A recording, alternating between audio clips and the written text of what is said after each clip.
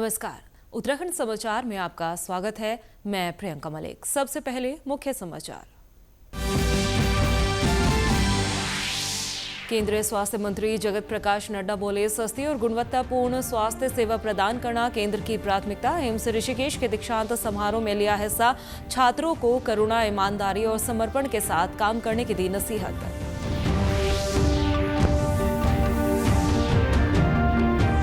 नरेंद्र नगर में खुलेगा केंद्रीय विद्यालय, शासन को भेजा प्रस्ताव। टिहरी के स्कूलों में जल्द होगा शिक्षकों का समायोजन।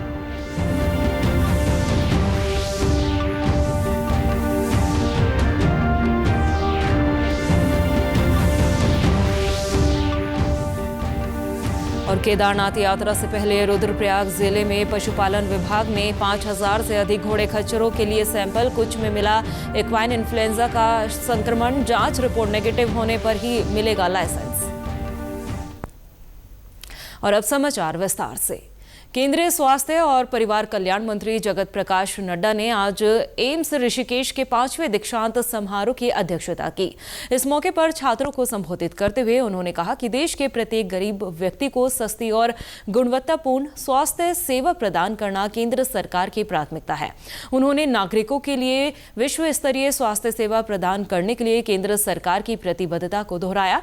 उन्होंने कहा, सरकार ऐसी स्वास्थ्य सेवा प्रदान करने पर केंद्रित है जो न केवल उपचारात्मक हो बल्कि निवारक, उपशामक और पुनर्वासिक भी हो। केंद्रीय मंत्री ने छात्रों को करुणा, ईमानदारी और समर्पण के साथ अपने काम को बिना किसी स्वार्थ के साथ करने को लिए प्रोत्साहित किया। केंद्रीय मंत्री ने नए डॉक्टरों से आग्रह किया है कि वो अपने पेशेवर करियर की शुरुआत में अधिक जिम्मेदारियां उठाएं। उन्होंने कहा कि एम्स ऋषिकेश ने अपनी उत्कृष्ट सेवाओं के कारण स्वास्थ्य संस्थानों के बीच एक अद्वितीय पहचान बनाई है। उन्होंने स्वास्थ्य सेवाओं के क्षेत्र में केंद्र सरकार की उपलब्धियों को भी गिनाया। We have to understand that the facilities which have been provided by the policymakers, how it brings difference in the service of the humanity. And now here your role starts, that you become a catalyst in serving the humanity at the best possible capacity. That you have to do. मैं यहाँ ये भी बताना चाहूँ, we brought a change in the health policy. And the students, medical students from the medical school should know that what difference it makes. For last 40 years, we were concentrating on curative health. पहले बीमार करो, फिर उसके इलाज करो. It is in 2017 that we came with a policy of health policy, which is preventive in nature. पहले prevent करो, promote करो health को, फिर cure करो, फिर नहीं कुछ होता है तो palliative रखो, rehabilitative करो. एक इंक्लूसिव हेल्थ पॉलिसी को लेकर के आए प्रधानमंत्री मोदी जी के पहले टेन्योर में. इस बात को उनको समझना चाहिए. और इसी का नतीजा है कि आज आयुष्मान आरोग्य मंदिर 1,75,000 1,75,000 आयुष्मान आरोग्य मंदिर, ये सारे के सारे देश में खड़े हुए हैं. और मैं ये नहीं कहता कि they are giving the best results, but they are in the stage of giving best results. We have started national quality assessment standards. हम उनका एनक्वास कर रहे हैं.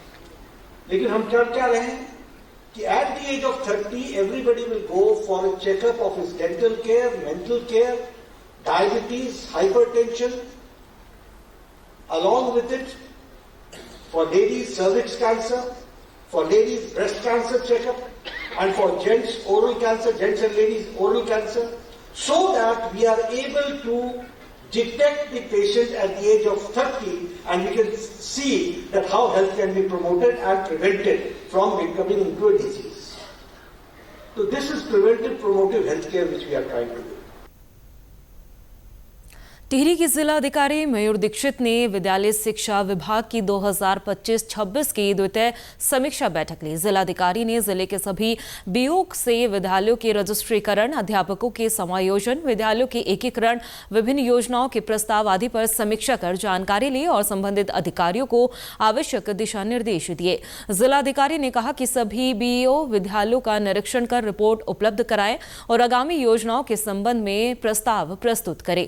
जिलाधिकारी ने मानक अनुसार स्कूल बस लगाने के लिए आवश्यक कार्यवाही करने को कहा।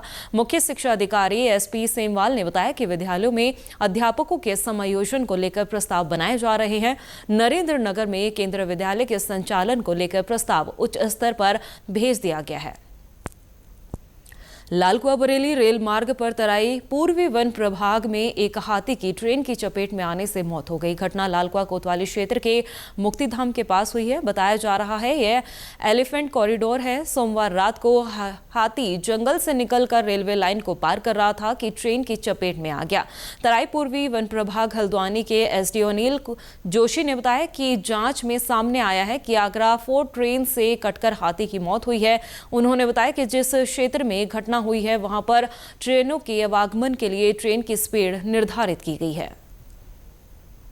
कल रात सूचना मिली थी वन कर्मियों को कि लालकुआ से किच्छा जो ट्रेन जाती है उसमें लालकुआ के पास एक हाथी का एक्सीडेंट हुआ है ट्रेन से। तो उसी के क्रम में वन विभाग की टीम पहुंची थी यहाँ पर और हमारा तो पाया गया कि वास्तव में मुक्तिधाम के पास लालकुआ के पास एक नर हाथी जिसकी उम्र लगभग 20 से 25 साल के आसपास है, टस्कर है और उसकी ट्रेन की टक्कर से डेथ हो गई है। तो बाकी आगे की जो कार्रवाई है नियमानुसार चल रही है और जो संबंधित जो लोको पायलट है और ट्रेन के ड्राइवर उसके विरुद्ध वन अधिनियम के अंतर्गत वन विभाग मुकदमा दर्ज करने की तैयारी कर रहा है। केदारनाथ यात्रा को लेकर रुद्रप्रयाग जिले में पशुपालन विभाग ने भी अपनी तैयारियां तेज कर दी है। इस बार यात्रा मार्ग पर संचालित होने वाले घोड़े खच्चरों के स्वास्थ्य पर विशेष ध्यान दिया जा रहा है।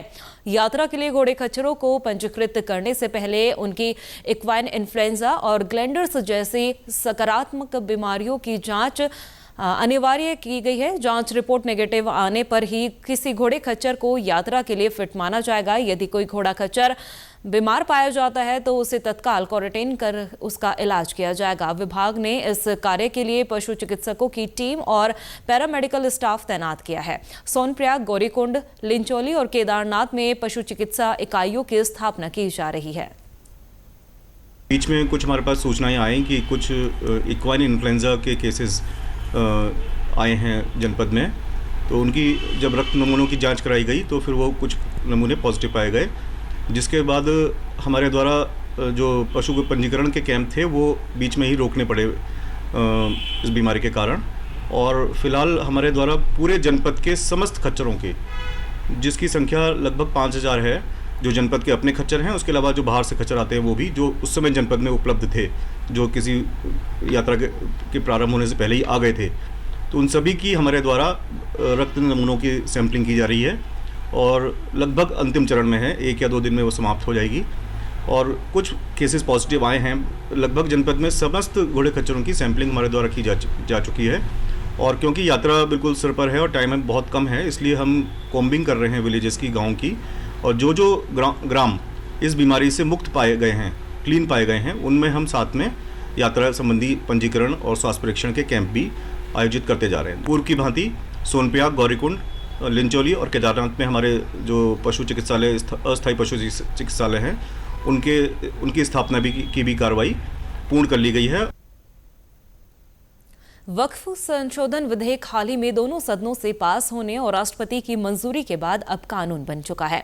वक्फ कानून को लेकर लगातार पैरवी कर रहे उत्तराखंड वक्फ बोर्ड के अध्यक्ष शादाब शम्स को इस मामले में कई जगह विरोध का सामना भी करना पड़ा। हालांकि शादाब शम्स इस बात को दोहराते हैं कि संशोधित वक्फ कानून गरीब मुसलमानों की आवाज और उम्मीद है। उन्होंने सरकार से विस्तृत जांच की मांग करते हुए आरोप लगाया कि वक्फ की संपत्तियों के मामले में व्यापक गड़बड़ियां हुई है, लिहाजा ऐसा करने वालों से उसकी वसूली होनी चाहिए।